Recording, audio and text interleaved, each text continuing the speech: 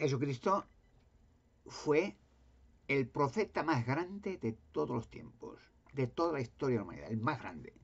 Porque en la historia de la Biblia vienen muchos profetas, incluso gente, son visionarios que profetizan esto, lo otro, que pasará.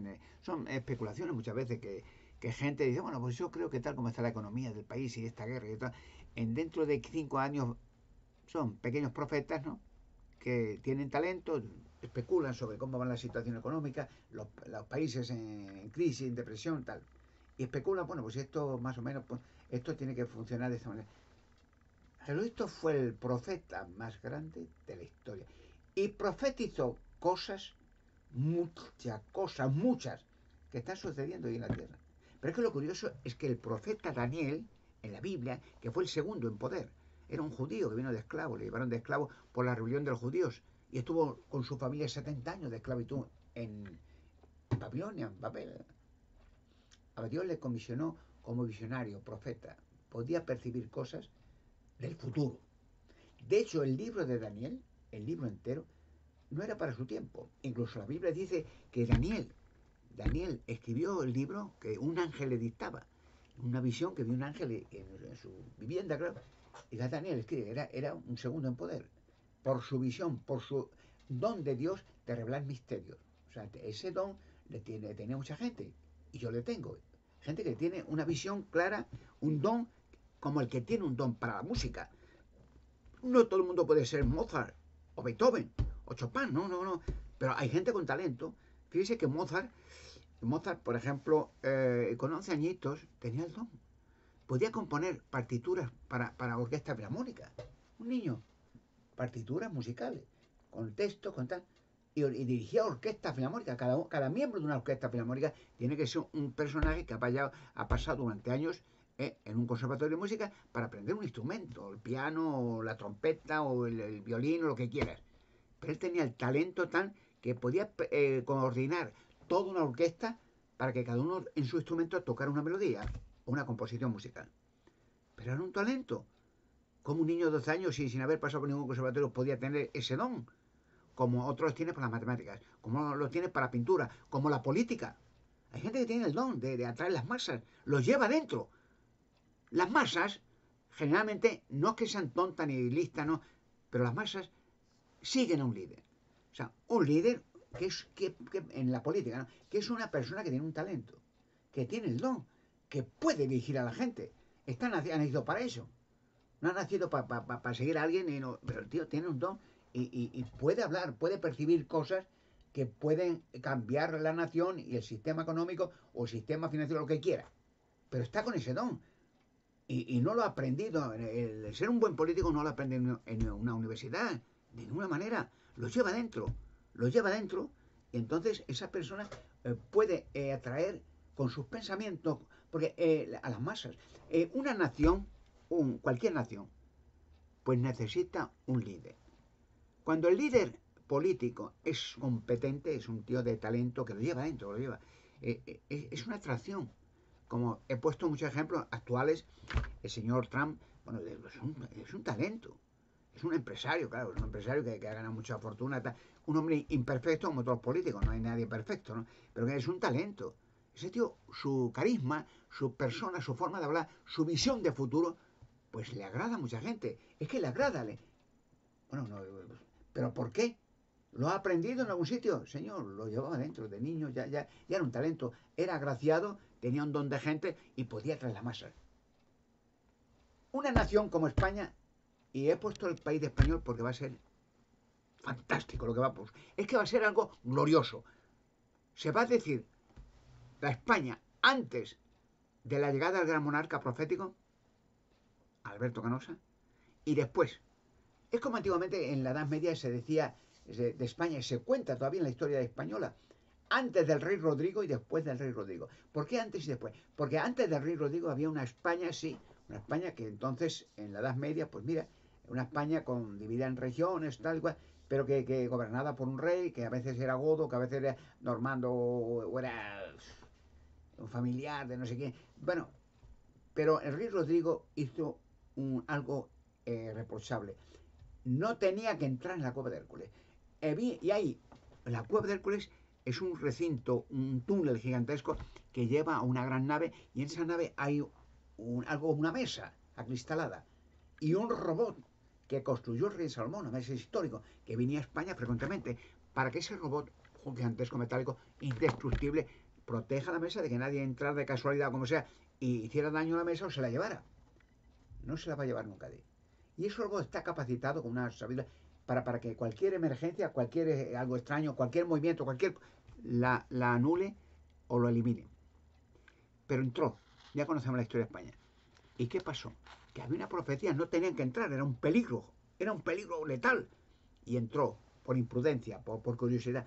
Y España cayó en manos, como estaba profético, en manos de los árabes, 700 años. ¿Por qué digo esto? La España se va a contar antes y después del gran monarca, Alberto Canosa. ¿Qué voy a hacer en España? Lo digo porque estamos llegando a ese tiempo, ¿eh? Hay que sacar descubrimientos. Están preparados hace miles de años para que ahora salgan. Que ahora salgan, porque ahora conmoverá el mundo. Porque estos descubrimientos conmoverán las naciones. Y también hará una purga de caballo. Porque claro, hay organizaciones que han estado funcionando a base de mentiras y han estado ganando mucho dinero. Mucho dinero. O sea, millones. Ya, le preguntan al Vaticano con sus rituales, su misticismo, sus ceremonias, sus procesiones, su idolatría. Vamos, fortunas. ¿Eso es cristiano? Lo que hace, lo que enseña. La gente ni se preocupa. Bueno, cristiano. Esos son rituales paganos que no tienen que ver con el cristianismo, ni con la Biblia, ni con nada. ¿No? Pero mire la fortuna que ha ganado. Y sigue, y sigue, y sigue. Y digo el catolicismo, como podría decir otras religiones, que ha sido culpable de la matanza de millones. De quemar millones, robar millones, niños violados millones. O sea, pero quemar gente viva, matanza. Eso lo digan a España. ¿Quién quemó toda una nación? Los catalanes, los cátaros. Se llaman los cátaros. Una nación. Los quemó vivos. Niños, bebés, porque señalaban al Vaticano como una panda de ladrones, de especuladores, de sádicos. Miren el libro en la película, que es fantástica, ¿no? El nombre de la rosa, que interpretó un buen actor, Sean Connery. Miren esa película. Eso eran los monasterios. Era un foco de perturbados mentales, de corruptos, de sádicos. Eso eran los monasterios. Esa es la España. Bueno, pues ahora llega el cambio mundial. Lo estoy aventando porque ahora se aparecerá. Hay profecías bíblicas, por ejemplo, muchas, pero quiero mencionar siempre la más importante. Hay una del libro de Daniel que escribió para el tiempo del fin. Todo el libro de Daniel era para ahora. Todo él mismo en la Biblia, en el libro de Daniel, él reconoce cuando terminó de escribir un libro que le dictó un ángel le decía, mira, escribe esto, en tal, y escribía el hombre. Y entonces al final del libro dice, mire, yo he escrito lo que usted me ha dicho. Le dijo al ángel, pero no he entendido nada. Esto es para cuándo es, para ahora, para... No, esto es para el tiempo del fin. En el tiempo del fin, dice, no te preocupes, Daniel, tú te levantarás y entenderás. Hoy es el tiempo del fin. En este libro de Daniel, el capítulo 8, versículos 23-25, habla de alguien que aparecería insólitamente. En un momento, dice Daniel, cuando los reyesuelos vayan cayendo y cuando la injusticia, la inmoralidad, la corrupción sea elevada, aparecería un libertador, el gran monarca. Dice Daniel que un rey de fiero semblante, que entendería enigmas y misterios, que haría grandes descubrimientos, grandes eventos, que masas de gente lo seguiría, que haría grandes proyectos, que avanzaría sin límite. El gran monarca profético. El gran monarca que está escrito en múltiples profecías que aparecía en el tiempo del fin a España, un gran monarca que libertaría al pueblo español, que haría grandes eventos, que enriquecería el país y que sería España una luz luminosa de proyectos, de futuro, de prosperidad para España y para el mundo entero. Así va a ser. Lo que ocurre es que las gentes que viven de la mentira, de las tradiciones, del ritual, del misticismo, de las religiones, de las sectas satánicas, del ocultismo, de lo que quieras. Montones de organizaciones que no viven de nada, de rituales, misticismo, tradiciones, leyendas, historias, bla, bla, bla.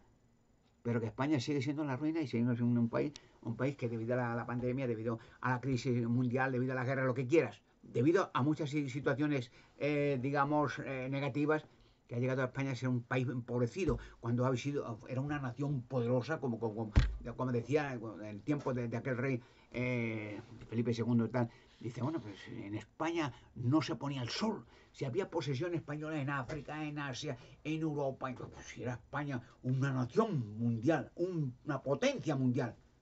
¿Y hoy qué resulta de España? Una España, pues desgraciadamente, es el deseo de los españoles, pero es equivocado, vamos. Pero si los españoles lo desean así, hay que respetar el deseo. Cada uno, como dice la Biblia, resegará lo que está sembrando. Lo dice la Biblia. Dice, de Dios no se puede extraviar, porque lo que está sembrando el hombre, esto me va a resegar. Si el deseo de una nación de tener su división, de tener su independencia, lo que... Muy bien, no hay que imponerse, es su deseo, pero que no se quejen cuando llegue la siega y vean que es un desastre por todas partes, una división, una ruina económica, un odio entre unos y otros. Tiene que llegar a alguien que repare con la ayuda de Dios todo esto. Y ese alguien, no quiero jactarme, me da muchas veces así una congoja de decir, bueno, pero no estoy hablando de mí, sí, gran monarca, pero con la ayuda de Dios. Dios es el que mueve todo el sistema. Dios es el que hace que las guerras cesen, guerras entre hombres locos, que Dios hace que las plantas crezcan, Dios hace que los gobiernos se efectúen, que hagan cambios. Si no, pregunte, es un ejemplo muy vivo que está pasando hoy, que lo digo muchas veces porque es un milagro, pero es un milagro de que no es un milagro de Dios. Cuando una nación, a modo de ejemplo, cuando, digamos, el señor Bukele apareció, que era El Salvador una ruina, de los bandilleros, montoyentos, miles, matando a la gente, haciendo lo que daba la gana, pero diariamente, entrando, cobrando a la gente, apaleando, asesinando, violando a gente, miles de cadáveres. ¿Y qué hacía el gobierno? Nada. Pagando a los pandilleros. Los pandilleros le decían al gobierno lo que tienen y no tienen que hacer. O sea, la calle era suya, donde quiera que vayan. Y la gente tenía que pagar por ir por la calle. ¿Qué había sido el país? Una ruina, un hoyo de horror. Y llegó un señor, liberó. Y ahora El Salvador es pico velo. Ahora la gente se entusiasma. De vacaciones solo por El Salvador, turismo por todos sitios. Y seguridad, y paz, y orden, y justicia. Y la gente llora de emoción en El Salvador y en todos sitios de ver a ese señor que ha cambiado. Y él mismo lo reconoce. Gracias a Dios que ha puesto, ya nos ha puesto a nosotros, me ha puesto a mí, a mi gobierno, para limpiar el país y para hacer una nación de nuevo poderosa y gloriosa y un ejemplo para todas las naciones del mundo. Es así. Podemos ver en la historia que se repite, por ejemplo, cuando la Alemania del Tercer Reich, que era Alemania, un desastre, un caos, la gente con miedo, se había convertido en zombies, matando masas de gente, torturando, haciendo lo que le daba la gana. Las pobres raza judía, o los testigos de Jehová, disidentes del gobierno, o los homosexuales, lo que quieras. Gente normal, que los metían en campo de ciudad, que eliminar a todos. Ya la habían convertido en un infierno literal, donde sádicos, mujeres y hombres, que eran los capos de los campos de exterminio, mataban y torturaban a quien les daba la gana. Y la gente lo aplaudía. Pobre gente, millones, con el apoyo del Vaticano. El concordato Estado y Religión, que felicitaba a Hitler y le besaba los pies, y las banderas de la Cruz Roja de las iglesias todos los días. ¿Qué pasó? Que llegaron los aliados, Norteamérica, que es un libertador, y llegaron los rusos por otra parte, por el este, y liberaron al país. Y llegó a ser Alemania un país como lo hoy, poderoso, con competente, con dinero, con trabajo y con respeto a todo el mundo. Asimismo, lo haré con España. Con la ayuda de Dios, recuerden. No digamos, yo he dicho en otro vídeo anterior que si yo fuera en la política, yo sería un buen político. Pero eso no cambia nada. Sería un partido tan competente, tan próspero, tan fuerte que las masas seguirían. Pero ¿qué pasaría? Que en una democracia tendría que tener la oposición. Y aunque yo hiciera todo de maravilla, la oposición estaría preparada para decir, es al revés, es contrario, así no es, se ha equivocado. Y gente... Y eso sería un infierno de desquiciado, de enfermo, de insultos, en un Senado insultándose, escupiéndose. Así no funciona un país. Un país necesita un liderazgo, necesita una liberación, necesita un cambio mundial. Y claro, España, como otros países del mundo, lo he dicho muchas veces, ¿qué es lo que va a suceder? Lo estoy lamentando, porque necesita un cambio. Necesita la gente en el mundo, tanto en España, digo España como ejemplo, necesita esperanza, necesita futuro, necesita alegría, necesita levantar los ojos y ver que cada día es un día, como los viejos tiempos, soñador, que va a su trabajo el hombre, en el trabajo que tenga, que bien remunerado, que la policía cumple muy bien y cuando le dejan cumplir lo cumple de maravilla, que puede ser España un salvador de nuevo, como El Salvador, o mejor todavía. Hay una Guardia Civil competente, que es histórica, hay una legión competente, hay unos policías secretas que son especialistas. Bueno, es un país con sangre, con viva, con alegría, con poder, con entusiasmo latinos. Pero ¿qué pasa? Que cuando no hay una dirección correcta, el país se empobrece. He dicho, si hay un liderazgo bueno, el país se levanta. Si hay un liderazgo mediocre o incompetente, el país se hunde para abajo. Alemania fue liberada, Salvador fue liberada y España va a ser liberada. Voy a traer, lo he dicho, el panorama. He hablado al principio de Jesucristo, el mejor profeta. ¿Y qué profetizó Jesucristo? ¿Qué profetizó? ¿Qué profetizó? Que dijo una de las profecías, de las múltiples que digo, dice, porque no hay nada oculto. Esa frase que es una de las veces que lo dijo, no hay nada oculto, o sea, nada escondido, que nunca llegue a saberse, nada. O sea, cualquier cosa que diga, esto ya no saldrá. Ni nada sumamente escondido, dijo, que nunca salga a la luz, que nunca llegue a manifestarse. Lucas capítulo 12, versículo 2, que dice, todo lo que ha pasado en la historia, todos los descubrimientos que no quieren que salgan, todos estos misterios, todos estos tesoros escondidos, saldrán. O sea, ¿y para qué? ¿Para mi gloria? Decían los templarios que lo que hacían, que fueron dueños de España entera y el extranjero, que el Vaticano los quemó y por mintiendo, diciendo que eran brujos, les robó todo, como robaban, la Inquisición robaba a todos los que quemaban vivos. Eso hicieron. Pues los templarios decían, no, lo que ganamos, lo que hemos hecho, esta gloria de los templarios que eran dueños es para la gloria de Dios. O sea, ellos decían, gracias a Dios que está haciendo un país poderoso. Y yo lo haré lo mismo. Yo lo haré lo mismo, no con mi fuerza. Si mi fuerza no estaría ni vivo. Sin embargo, lo haré. Lo haré revelar tantos misterios, como digo, que va a ser es apasionante. Es que va a ser emoción. Usted se imagina, que yo conozco varios, llevo años, 30, 40 años, no sé, que cualquier, con los ojos, vamos, puedo ir por la noche con la gorra, mire, en esta zona, y lo sabe mucha gente, que hay gigantes dentro de rocas, que están sarcófagos dentro de gente, que muchas rocas igual que esa en el mundo no son adoradas, hombre, y reverenciadas, y han hecho iglesias y monasterios, hasta catedrales en torno y dentro de esas rocas, hombre. ¿Qué se cree? ¿Ha mirado alguna vez la crista de la catedral de Notre Dame? ¿O la de la Sagrada Familia en Barcelona? ¿O la de Chartres? ¿O la de Santiago? Miren la crista, no le dejarán verla. Miren el monasterio en la crista, no le dejarán verlo. Haré que se vea todo. Sacaré gigantes y eso será una conmoción. Porque ahí se le verá el plumeret al plumero, a la UNESCO, a otras organizaciones, a religiones y tal. Y de, bueno, que no sabían que estaban estos gigantes. No quemó la UNESCO, mandó a quemar todos los cientos de cajas de esqueletos de gigantes que estaban en los almacenes misioneros. Hay documentos que lo muestran. ¿Por qué los quemó? ¿Qué le interesaba? ¿Quién le pagó para que los quemaran? ¿Eran de los españoles o del mundo entero, patrimonio de la humanidad? Caerán. Y sacará mucha gente que se verá. Fíjese que en los monasterios, que eso va a ser en los monasterios católicos, por ejemplo, en Irlanda hace algunos años, es un ejemplo. Vale. Se hizo los arqueólogos una excavación en el monasterio, una fosa común, 800 niños enterrados ahí. Ni sin tumba, no, en una fosa común. Y luego otro monasterio católico, 600 niños, y en otro 300, y en otro. ¿Cómo fueron a parar allí los niños? ¿Por qué no dice nada a la gente? ¿Por qué le da igual? Pues los sacaré. Y sacaré los que metieron allí los niños y qué hicieron con ellos. ¿Recuerdan la película El nombre de la rosa? ¿Qué hacían los monasterios la gente? Sacaré tantas cosas, sacaré el arca de la alianza. ¡Qué maravilla! Mire, y yo lo digo con entusiasmo, ¡qué maravilla! El orden de Dios, que Dios siempre por la eternidad hablará por medio del arca de la alianza. ¡Siempre!